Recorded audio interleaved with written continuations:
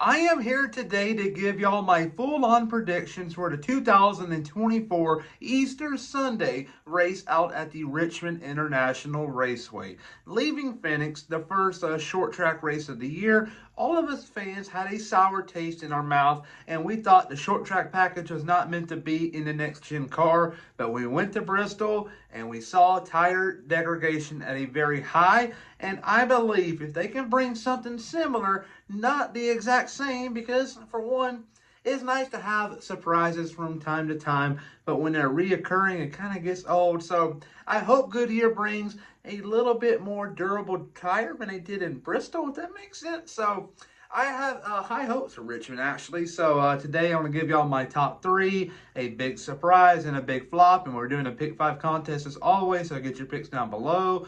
And no sit here, and on to the intro we go. I'm Chase Briscoe, driver number 14 Ford Mustang for Stewart Haas Racing, and you're watching William Blackwell on YouTube.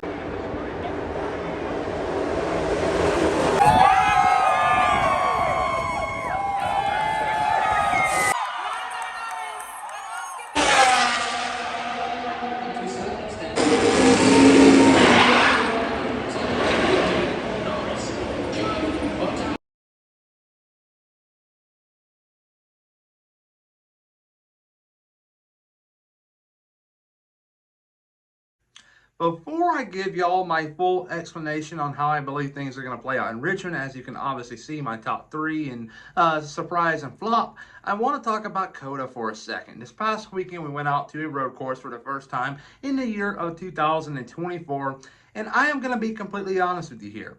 There's a lot of people in the NASCAR Twitter world, YouTube world, Reddit, I can go on and on, that support road racing to an extreme level. And that right there has to stop. NASCAR, a stock car in general, is not meant to be on a road course. They're going way off track limits, and that right there just looks piggish, if you will. In just my opinion, it looks unprofessional. You can say whatever. Everybody has their opinions, and that is mine. I believe road courses right now in NASCAR are starting to become too much of a norm, and stock cars do not belong on them, plain and simple. And I just don't know about road courses moving forward. The package sucks. It's hard to pass. What else more do I need to say? But yeah, Richmond coming up.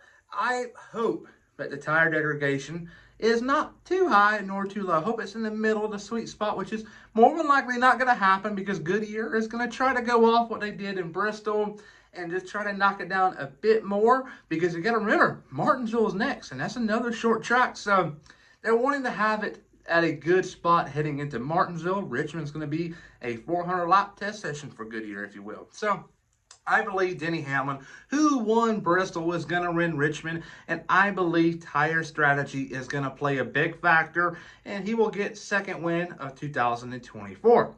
And the driver I got coming home in second place is going to be the 5 car of Kyle Larson. Kyle Larson missed it by a mile at the Circuit of the Americas, even though he was involved in a few accidents here and there.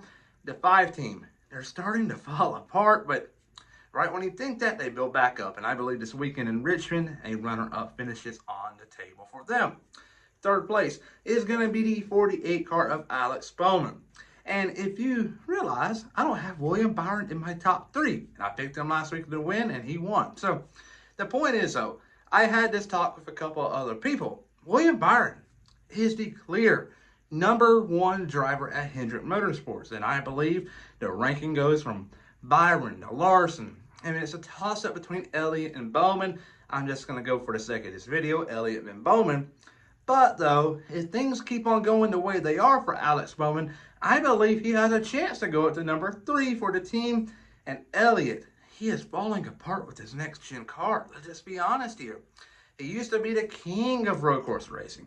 He is no longer that. I believe his teammate is going to take over that reign by the end of the year. He's going to win a couple of more on the road courses. William Byron is a phenomenal driver. No matter what track you're at, he's always a contender. So, just saying that. But yeah, he's not going to be in the top 3. It's going to be a little tough weekend for everybody.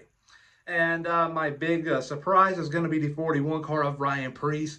Ryan Preece last year in Richmond. And right there was just what the team needed. Because Stewart Haas Racing heading into Richmond last year was in a very vulnerable position. They were not doing good.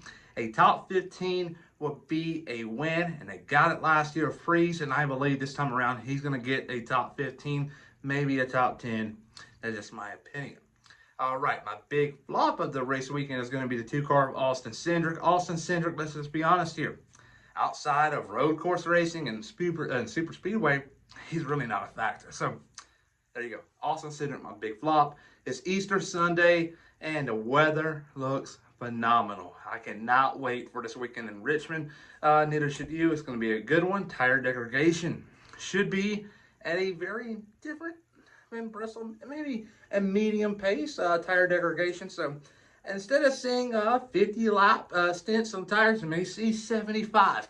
I don't know. I just hope Goodyear doesn't bring the same exact thing, nor something that is too durable. I want something to break, a little bit of a run. I don't want this to go on and on like we used to see. But yeah, really, very interested to see what's going to happen with Goodyear.